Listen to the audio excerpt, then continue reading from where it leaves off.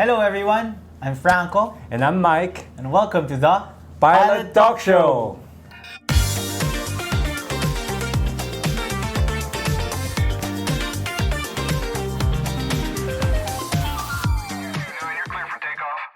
Okay, so for today's topics, pag-uusapan natin kung ano ba talaga ginagawa ng mga pilots inside the cockpit. So, like the problem is, a lot of the times, the passengers don't really see us. And they don't really know, aside from the fact that we fly the plane, kung ano pa ba yung mga nangyayari sa loob ng cockpit. Yun na nga. Anong anomalya ba ang nangyayari? Wala. Siguro let's start from the time na papasok tayo sa office. Pwede, yeah. So, question 1. Let's start with the first question. Do pilots arrive just before departure? No. We actually arrive at the office at least 2 hours before the departure time. We are actually more busy even before we start the flight because we get to the office, we check everything about the aircraft, the flight, the weather, kung meron mga notices to pilot. Meron pa ba akong nakalimutan? Tinatawag nating MELs. Yes, MELs, which stands for Minimum Equipment List. So, simply saying na ito yung mga maaaring sira dun sa aircraft. So, para maintindihan natin mas madali yung MEL, so imagine natin meron tayong isang kotse and let's say sira yung ilaw ng kotse, ilalagay natin ngayon yun sa ating MEL list na sira ang ilaw. Yes. And obviously, kung sira ang ilaw, pwede pa rin gamitin ng kotse. Yes, pag daylight. Pero pag gabi na, syempre hindi mo na siya pwedeng gamitin. Tama, Ganon rin sa mga aircraft. Meron mga pwedeng sira na pwede mo pa rin ituloy yung flight. Merong hindi pwedeng ituloy yung flight. So as pilots, we have to read and check it out. So another thing that we check, especially when we get into the office, is it's the time to meet our crew. We're flying with people, it's not just us. So it's time to introduce yourself and meet everyone. Yes. We take this time to brief them. So we tell them about yung flying time, kung anong aircraft yung gagamitin, or any other special instructions na kailangan nila gawin for the flight. And also, it's a way to know who you're flying with, to talk to them, and especially to get their number if ever you're gonna meet them after.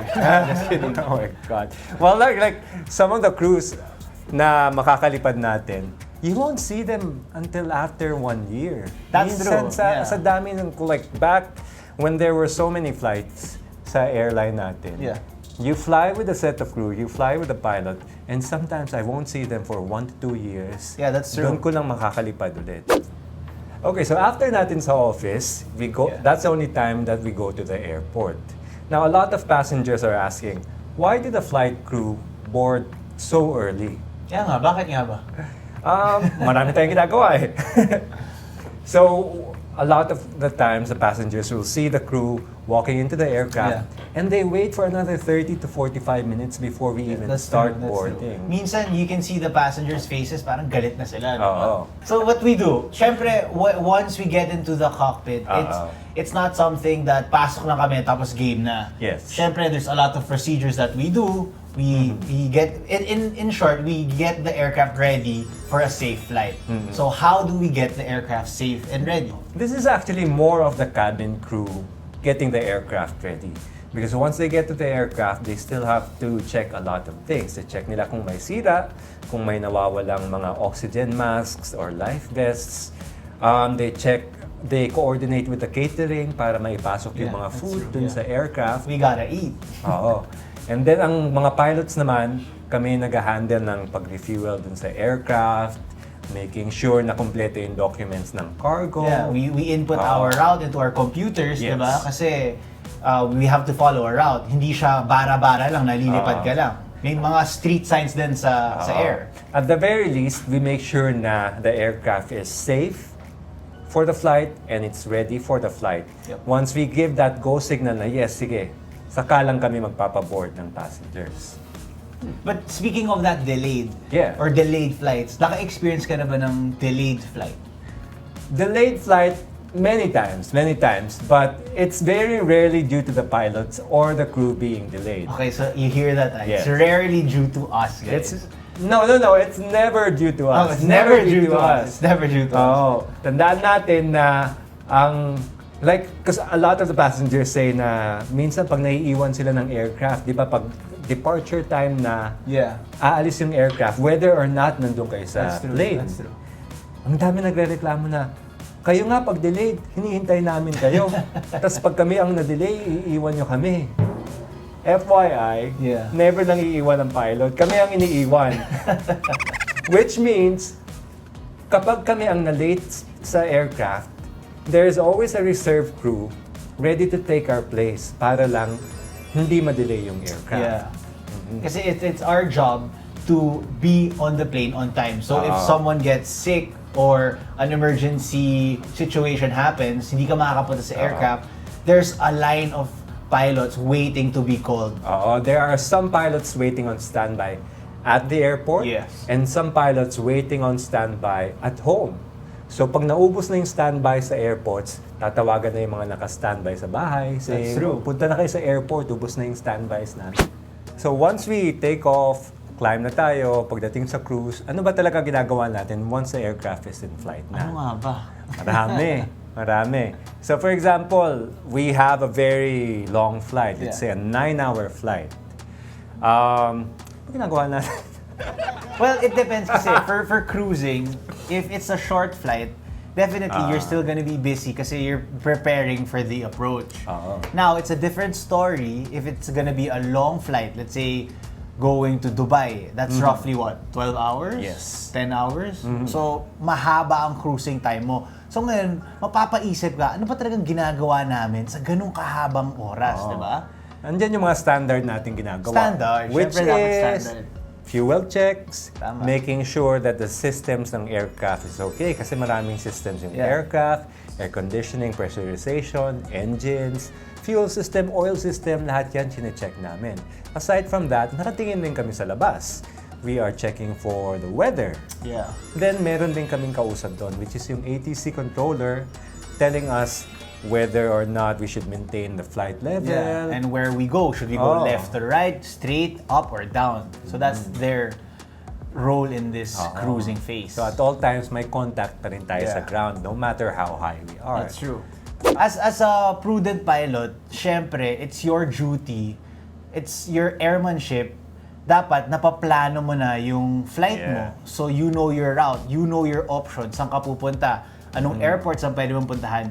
So these are the things that are happening at the back of the pilot's mind na so hindi alam ng mga tao. In case merong sudden failure na let's say mamatay yung isang makina, ready tayo na meron tayong backup plan palagi.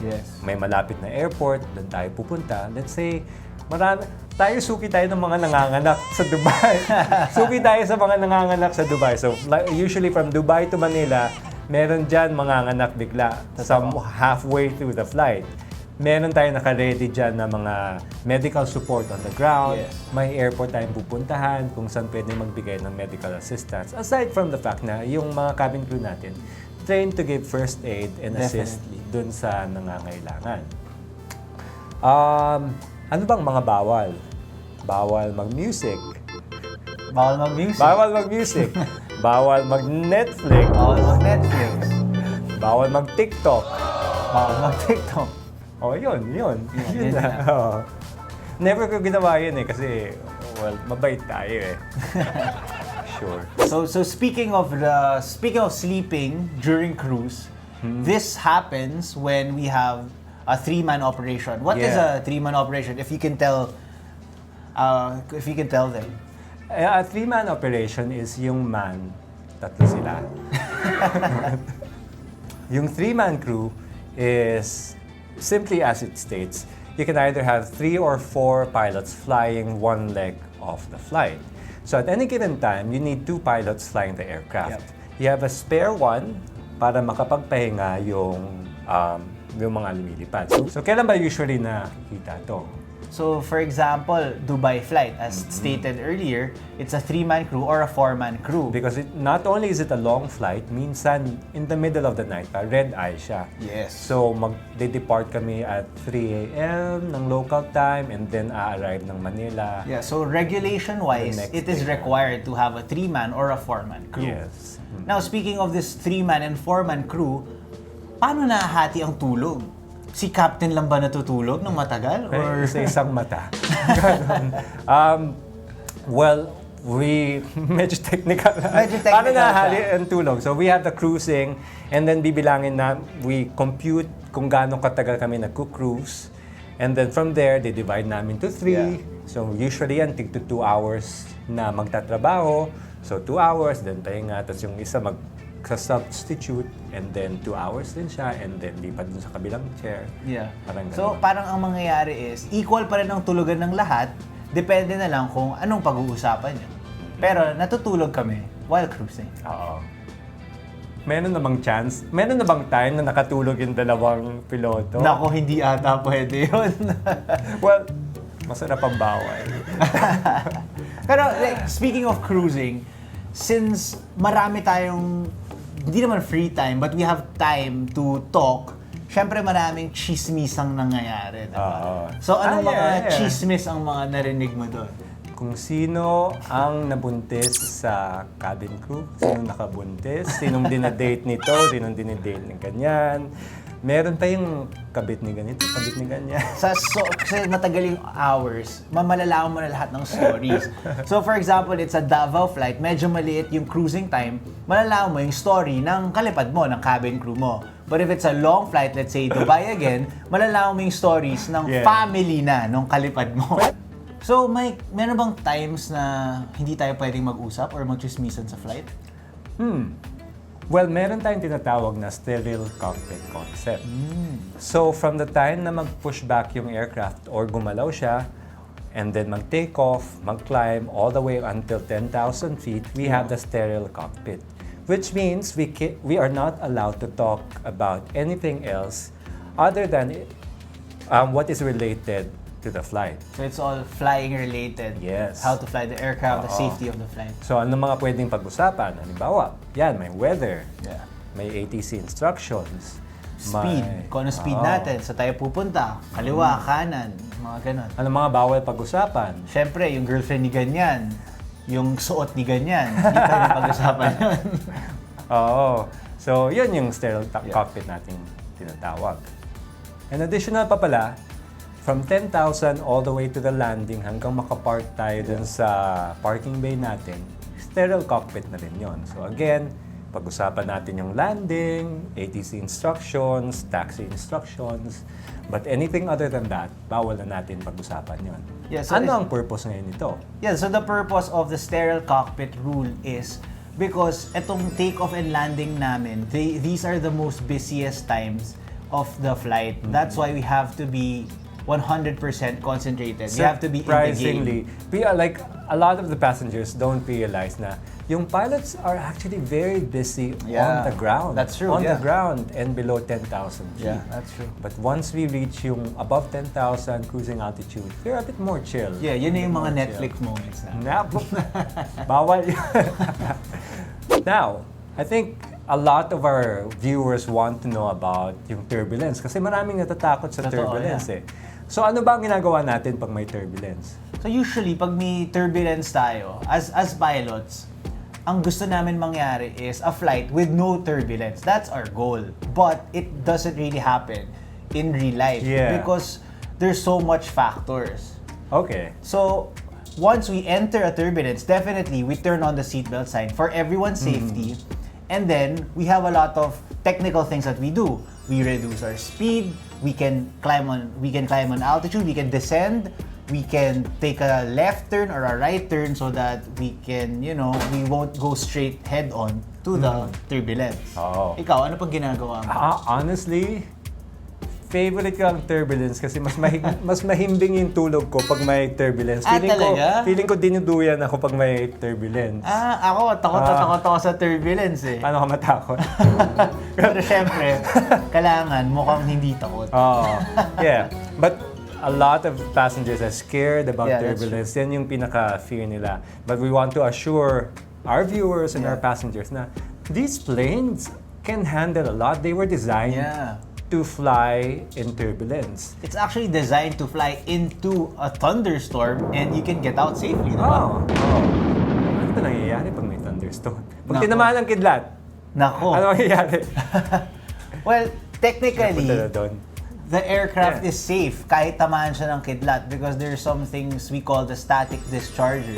So this disperses the energy that the thunderbolt gives the aircraft. In other words, pag tinamaan ng kidlat, dadaan lang siya and then mag-exit. Yeah. But it has happened to me a couple of times. Nakakatakot Really? siya. Okay, scary yun. Talagang malakas na bago. You know na may nangyari. Okay. Ang iniiwasan mo lang, yung mag-flicker yung mga screen mo. Pag hindi nag-flicker yung screens mo, wala yan. Safe Parang ka. safe lang. Oo. Next question. Why don't we disembark together with passengers? Bawal ba to? Bawal yan. Bawal yan, di mo alam? Kasi minsan ako na ako eh. Hindi, bawal yan kasi... Bakit? Teka, cut muna, cut. Alright, so next question. Why don't we disembark together with passengers? Alam mo na yan, no? Bakit? Bawal.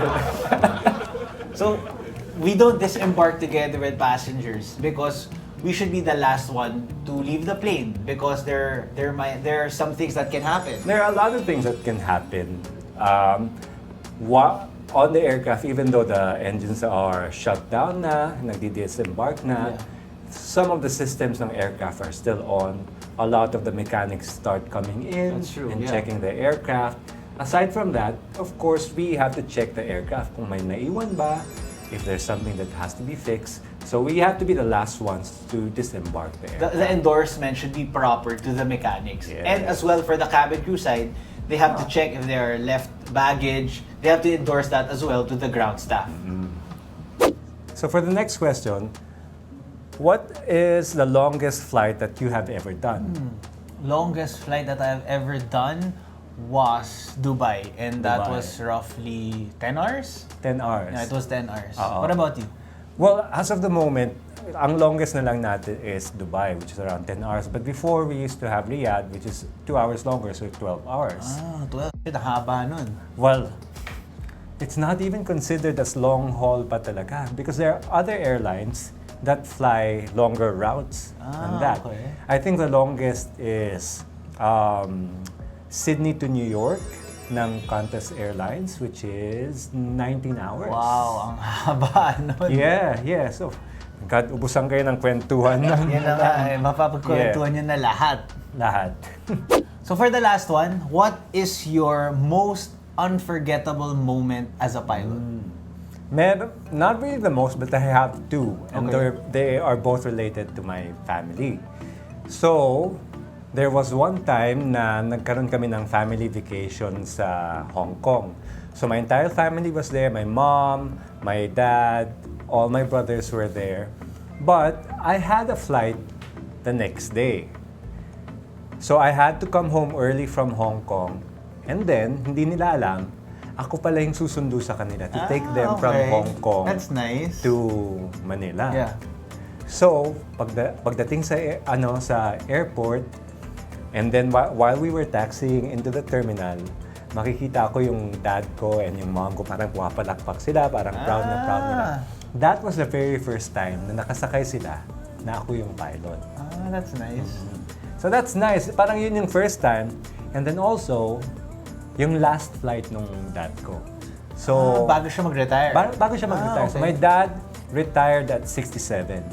So he was pilot since he was 25. So ayoko na mag-math. Ilang years yun? Matagal-tagal. 42 years. So from 25, pag pilot daw, dapat magaling sa math. Di ba?